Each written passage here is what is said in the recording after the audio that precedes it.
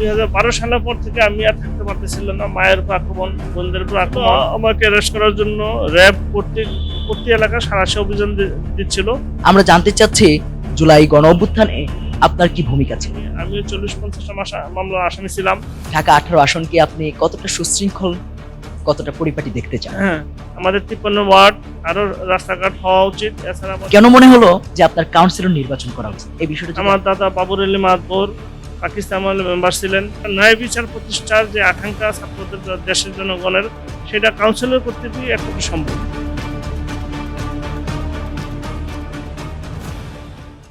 সুপ্রিয় দর্শক, আসসালামু আলাইকুম ওয়া রাহমাতুল্লাহি ওয়া বারাকাতুহু। উত্তরা নিউজের আজকের বিশেষ আয়োজন প্রত্যাশার ঢাকা 18তে আপনাদের সকলকে স্বাগত জানাচ্ছি। পুরোটা অনুষ্ঠান জুড়ে আপনাদের সাথে আছি আমি রাকিব ইদ্রিস। আজকে আমাদের সাথে উপস্থিত হয়েছেন বাংলাদেশ জামায়াতে ইসলামী তুরাগ মধ্য থানার শুরা ও কর্ম পরিষদ সদস্য মোহাম্মদ সরুজ্জামান। আমরা শুরুতেই তার কাছ থেকে তার রাজনৈতিক জীবনের শুরুটা জেনে নেব। আসলে আমাদের পরিবারিক ভাবে আমাদের পরিবার, আমার বড় ভাই এলাকার জনপ্রতিনিধি ছিলেন হাজী মোহাম্মদ মুস্তাজামান। আমার আব্বা হাজী মোহাম্মদ আলী, উনি এলাকার মেম্বার ছিলেন, জনপ্রতিনিধি ছিলেন স্বাধীনতার পরপর। তার আগে আমার দাদা বাবুল মাতবর এলাকার নির্বাচিত প্রতিনিধি মেম্বার ছিলেন। দাদার বাবা ওয়াহিদুল মাতবর এই এলাকার নির্বাচিত চেয়ারম্যান ছিলেন সে পাক পিরিয়ডে। পারিবারিকভাবে আমাদের ঐতিহ্য আছে নির্বাচন বা জনপ্রতিনিধিত্ব করার।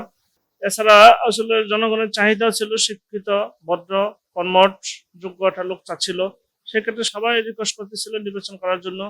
আমি বিকল্প ভালো যোগ্য লোক ও অন্যান্য লোক না পাওয়ার কারণে আমি মনে করলাম নির্বাচনটা করা উচিত। এছাড়া বিগত প্রায় 1 বছরে অনেকগুলো আলহামদুলিল্লাহ আল্লাহ শুকরিয়া প্রায় 10-15টা রাস্তার কাজ শেষ করতে পারছি। আরো কিছু রাস্তা চলমান আছে। এই রাস্তাগুলো চলমান আরো যে সমস্যাগুলো আছে এগুলি সমাপ্ত করার জন্য আসলে কাউন্সিলর হওয়া উচিত। আমরা জানতে চাচ্ছি জুলাই গণ অভ্যুত্থানে আপনার কি ভূমিকা ছিল? জুলাই অভ্যুত্থানের প্রথম থেকেই আমি আমার লোকজন থেকে সক্রিয় সহযোগিতা ছিলাম, নিজেও অ্যাক্টিভ ভাবে পার্টিসিপেট করেছি। বিশেষ করে বিএনএস সেন্টারের এই জায়গায় ফিল্ডে আমি 4 আগস্ট 3 আগস্ট ছিলাম। ওই জায়গায় বিশেষ করে ফিল্ডে যারা কাজকর্ম করতেছিল এদের খাদ্য যোগানের বিষয়টা দায়িত্ব পালন করার চেষ্টা করছি বেশি করেই। আমরা ওই সময়ে বিএনএস আশেপাশে খাবার ছিল না। আমি 13 নম্বর সেক্টর থেকে, 11 সেক্টর থেকে, 10 সেক্টর থেকে খাবার সংগ্রহ করে আমার বাসায় রাখতাম সাথে। ওই যে থেকে আমরা খাবার সাপ্লাই দেওয়ার চেষ্টা করছি। ওই সময় একটা ঘটনা ছিল, আমাকে অ্যারেস্ট করার জন্য র‍্যাব প্রতি এলাকায় সাঁড়াশি অভিযান দিচ্ছিল। বিশেষ করে আমার নাম ধরে উত্তরা 13 নম্বর সেক্টর মসজিদের এক মুয়াজ্জিন সুরুজ্জামান নামের একে অ্যারেস্ট করে নিয়ে গেছে। সুরুজ্জামান অন্যতম অর্থদাতা, সেই ক্ষেত্রে এই সাবজেক্টটা ছিল। ওই সময় আমরা 1-2 দিনের জন্য আমি কোর্ট এলাকায় ছিলাম, জরুরি কাজে কোর্ট এলাকায় ছিলাম। কোর্ট থেকে আমি একাই সিএনজি নিয়ে চলে আসলাম বঙ্গভবনের পাশ দিয়ে। সেই ক্ষেত্রে দেখলাম রাস্তাঘাটের লোক ছিল না। আমরা যদ্দূর পেরেছি বিভিন্ন এলাকায় ছাত্র আন্দোলন করেছে, জনতা আন্দোলন করেছিল, আমরা সক্রিয়ভাবে ছিলাম। মুগ্ধর যে ঘটনাটা সেটা আমাদের চোখের সামনেই হওয়া ঘটনা। সে পানি দেওয়ার জন্য গেছিল তার বন্ধু বান্ধব সহ। আমার মনে আছে তার জানাজা আমি অংশগ্রহণ করেছিলাম উত্তরা 14 সেক্টর মসজিদে। 1-2 দিন তার জানাজা দেওয়াই কঠিন ছিল। তারা কোথায় কবর দেওয়ার সুযোগ ছিল না, কেউ কবর দিতে দিচ্ছিল না ওই সময়। পরে আমরা বামনাটেক তার একটা কবরের ব্যবস্থা করে দিয়েছিলাম, সেই জায়গায় কবরস্থ হয়েছে। এবং এই স্মৃতিতে আমার খুব কষ্ট দেয় আর কি এখনো। জুলাই গণ অভ্যুত্থানের পূর্বে যে দীর্ঘ 17 বছর ফেসিবাদ আমল ছিল, সেই সময় আপনার উপর কি কি জুলুম নির্যাতন আপনার উপর হয়েছিল, সেই বিষয়গুলো যদি আমাদের দর্শকদের একটু বলতেন। 2012 সালের পর থেকে আমি আর থাকতে পারতেছিলাম না। মায়ের উপর আক্রমণ, বোনদের উপর আক্রমণ, ভাড়াটিয়াদের আক্রমণ আমার খোঁজার জন্য, যার কারণে আমি 12 সাল থেকেই আমার এলাকার রানাবলা থেকে আমি থাকতে পারতেছি না। সেই সময় যেটা হচ্ছিল, আমাদের জমি জমা নিয়ে বিরোধ করার চেষ্টা করছে প্রতিপক্ষ আওয়ামী লীগের লোকেরা। আমাদের উপর মামলা বলা যায় আমার বড় ভাই কয়েকশো মামলার আসামি, আমিও 40-50টা মামলার আসামি ছিলাম। প্রতিদিনই মামলার জন্য আমাদের কোর্টে দৌড়ঝাঁপ করা একটা নিত্যদিনের ঘটনা ছিল। অন্য কোনো কাজকর্ম করতে পারতাম না, এই মামলার পিছনে দৌড়ঝাঁপ করা লাগতো আর কি। এছাড়া সর্বক্ষেত্রেই আমাদের যেমন একটা স্বাভাবিক জীবন যাপন করতে পারিনি, যাযাবর জীবনের মতন চলা লাগছিল। ঠিক কোনো রেস্ট, ঘুম এই সাবজেক্টগুলো আমাদের ছিল না। এর মধ্যে আগের পতিত স্বৈরাচাররা 2-4 দিনের মধ্যে জেলেও যেতে হয়েছিল আমাদের। আমার বড় ভাইয়েরও জেল খাটা লাগছে।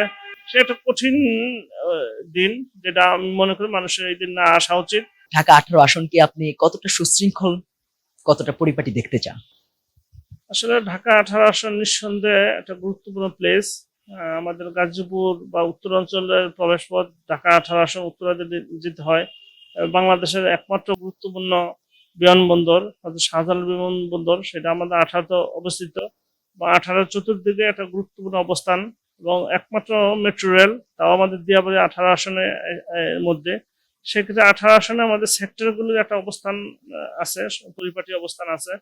কিন্তু সেক্টরের বাইরে অনেকগুলি ওয়ার্ড আছে, অনেকগুলি ইউনিয়ন ছিল যেগুলো ওয়ার্ড হয়েছে, সেগুলো আসলে তদ্রুপ পরিপাটি হয়নি।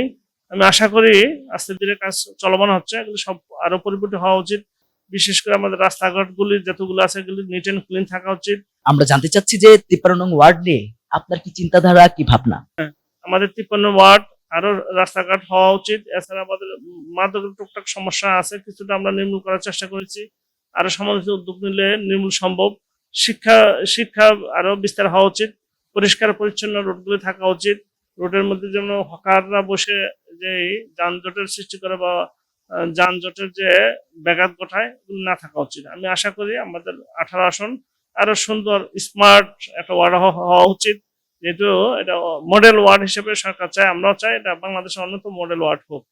কেন মনে হলো যে আপনার কাউন্সিলর নির্বাচন করা উচিত, এই বিষয়টা যদি আমাদের দর্শকদের একটু বলতেন। আসলে নির্বাচনের বিষয়টা তো আমাদের পারিবারিক ঐতিহ্য একটা আছে। আমার বড় ভাই একসময় এই এলাকার নির্বাচিত প্রতিনিধি ছিলেন। আমার আব্বা হাজী মোহাম্মদুল মেম্বার, উনি এই এলাকার স্বাধীনতা পরপর মেম্বার ছিলেন। আমার দাদা বাবুর আলী মাতবর পাকিস্তান আমলে মেম্বার ছিলেন।